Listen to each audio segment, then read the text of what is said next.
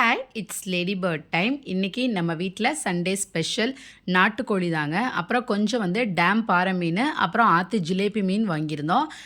பாறை மீனை மசால் தடவி கொஞ்சம் மட்டும் மதியம் பொரிக்கிறதுக்கு எடுத்து வச்சுட்டு மிச்சத்தை எடுத்து ஃப்ரிட்ஜில் வச்சுட்டேன். நைட்டுக்கு இல்லை நாளைக்கு பொரிச்சிக்கலாம் அப்படின்னு.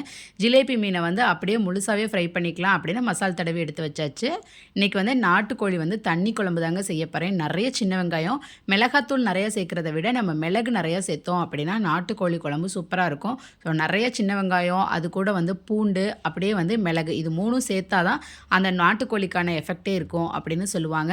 நல்லா தண்ணி குழம்பு வச்சிட்டோம் அப்படின்னா குழந்தைங்களுக்கு நல்லா ரசம் மாதிரி ஊற்றி கொடுக்கறதுக்கு நல்லா இருக்குங்க. அதனால தான் நான் குழம்பு மிளகாத்தூளை குறைச்சிட்டு மிளகு நிறையா போட்டிருந்தேன். அப்புறம் ஜிலேபி மீனை வறுத்து எடுத்து வச்சாச்சு. கொஞ்சம் பாறை மீனையும் அப்படியே வறுத்து எடுத்து வச்சாச்சுங்க. இதுதான் இன்றைக்கி நம்ம வீட்டில் சூப்பரான ஸ்பெஷல், சண்டே ஸ்பெஷல் நாட்டுக்கோழி தண்ணி குழம்பு, அப்படியே மீன் வறுவல். தேங்க்யூ.